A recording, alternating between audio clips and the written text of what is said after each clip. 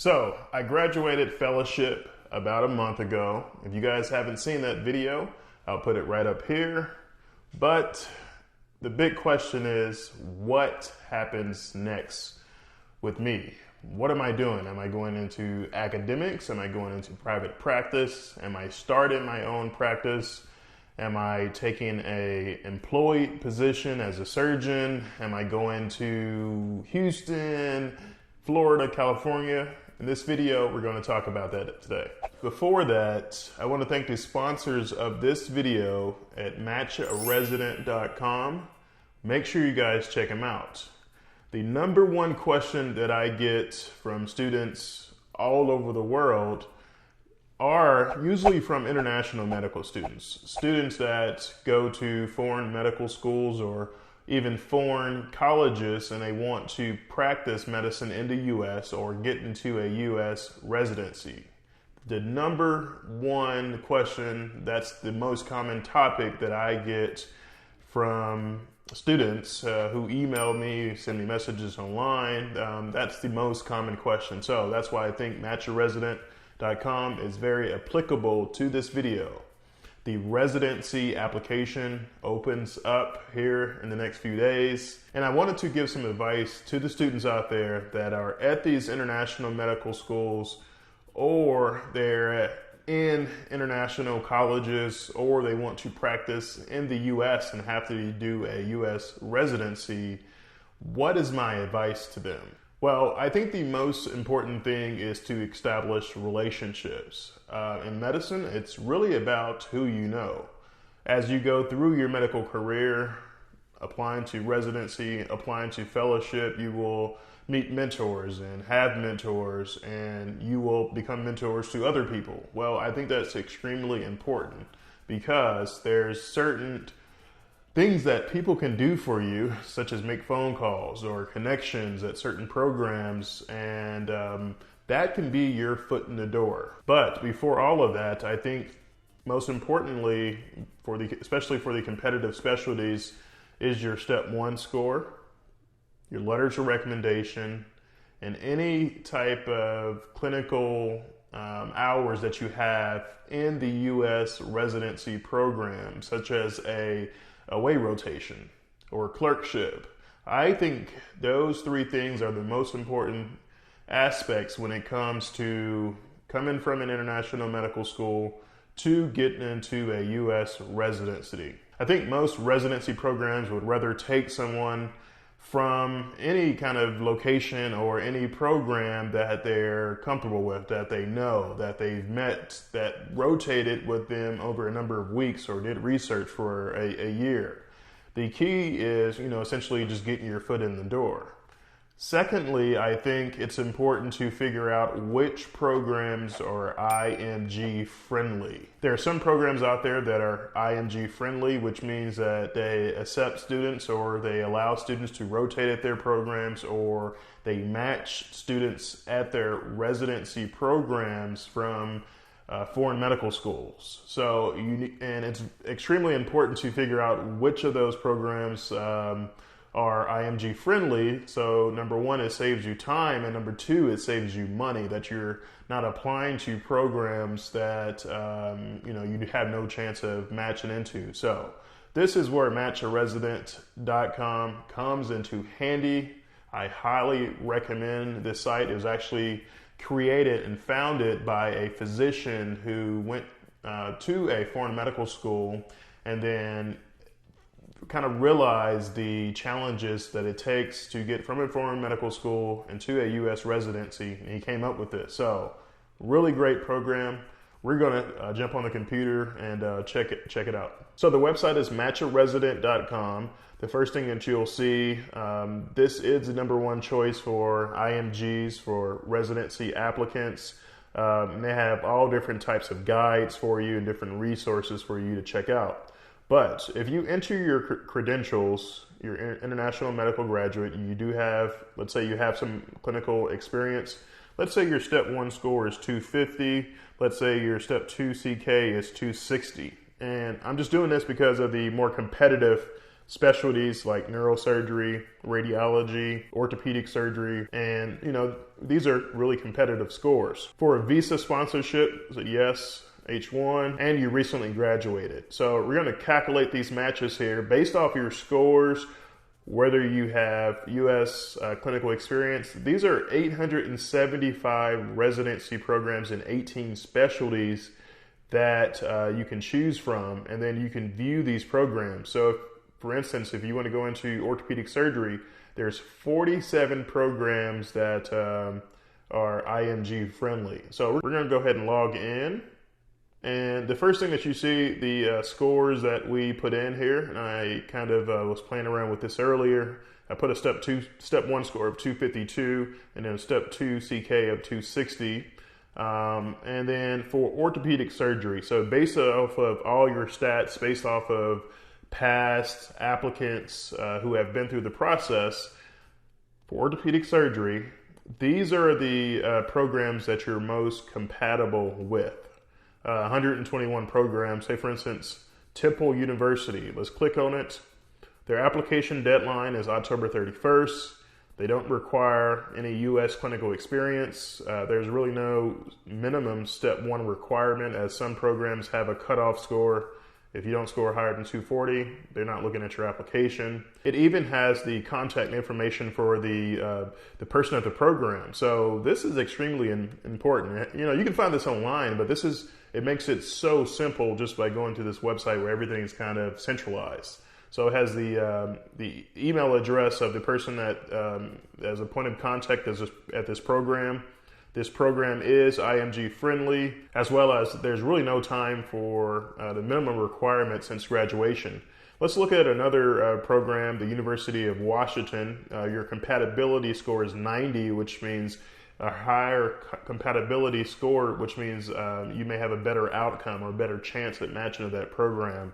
So there's really no application deadline. The 245. So if you have a 230 or 220, University of Washington, you may be wasting your money applying to this program. You may not know that if you don't have access to match a resident. So that's why it's so important to look into this. Whether or not University of Washington is IMG friendly, it's medium. So if you click on this little button here, 50% or more of IMGs, which means they have a high chance of matching if you're IMG. If you see a program that's less than 10% or less, which means they have 10% or less of IMGs, there's a really low chance that program is probably going to, you're going to match there. So matchyourresident.com, they have lots of other specialties that you can look into. I just chose orthopedics just because it's so competitive. It gives you some information about the program. You can document your interview experiences. Like if you do receive interviews, you can add them to the calendar. I kept them on my phone, but this is a great way to keep organized when it's time to, schedule your interviews, book flights and all those things.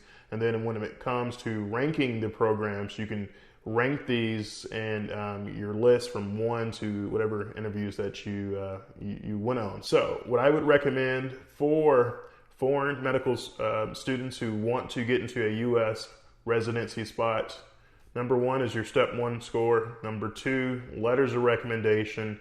Number 3 are your way rotations. And I know with everything going on with COVID, it's hard to rotate at programs, but having this information with matchresident.com is essential. It tells you which programs are IMG friendly. It calculates how compatible you are with these programs so you don't waste time, you don't waste money. So thank you to the sponsors over at matchyourresident.com. So the big question, what am I doing next since graduating fellowship?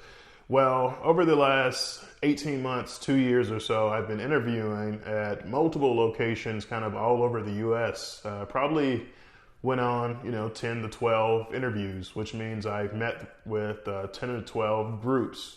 And I started this as a fourth-year resident just because I wanted to get a head start, and I wanted to get into fellowship and not worry about having to leave and interview and try to find a job and contracts, because this is a very stressful can be a very stressful time for a lot of people just because there's a lot of money involved, contracts.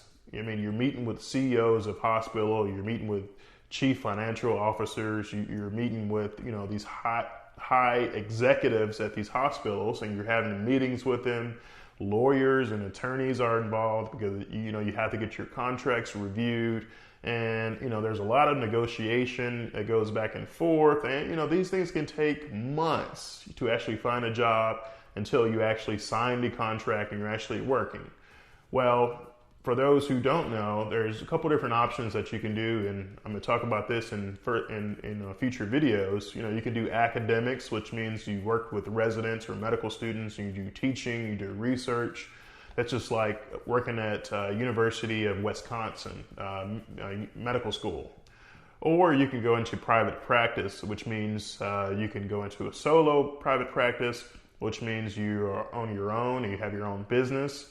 You can join a group, which means there's an established group of doctors that have a practice, and you just join their group, use their facilities, their clinics, they have everything, most of the things kind of set up for you. Or you can be an employee, which means you are employed by a hospital and you receive a salary. So there's pros and cons, to all of these. And, you have to figure out what is best for you and what's best for your family. So for me, after interviewing at all these programs, there were a few things that I felt was important to me. And that's the reason why I made my decision to go into private practice. In future videos, I'll explain why I chose to go into private practice, what things that I was looking for when I was looking at different groups, what were some red flags, some tips for you guys in terms of interviewing, how to find jobs, how to negotiate your contracts, essentially how to navigate this process once you finish all of your training. So my private practice, I joined a spine group in San Antonio, Texas. So I am back in San Antonio, and I will be in private practice. Essentially what that means, there are a number of other doctors that are already spine surgeons that have been doing this for 10, 15, 20 years, and I will be working alongside those doctors, but I will have kind of like my own entity or my private practice, which means I have my own patients, I have my own surgeries. But, the good thing about joining other groups, and we'll speak about this in further videos, is that joining other groups with senior surgeons is that I can still get experience, do more cases with the senior surgeons, and learn how they've been doing things for the last 10, 15, 20 years. So that's the one of the pros of joining a group that has other doctors. You can rely on those other doctors to help you in certain situations. When you have questions about patients, when there's a really complex patient who needs a surgery, well, you can get one of your senior partners or your senior doctors in your group to assist you in that surgery. So, that's a pro. So private practice here in San Antonio. And I'm ready to accept patients. So if you have family members, if you have friends, if you have tell your aunt, your cousin, your sister, your brother that Dr. Webb is in private practice, San Antonio, that I'll put the information in the description for my practice if you would like to be seen as a patient. And I look forward to kind of showing you guys what it's like to be an attending, in private practice as a spine surgeon. So thank you guys for following along with me over the last couple of years. I have loved kind of documenting this and showing you guys what it's like to be a surgeon. Very excited to start private practice, and I'm really looking forward to see what the future holds for me, my family, and also my practice. So thank you guys. Make sure you subscribe, and we'll see you next time.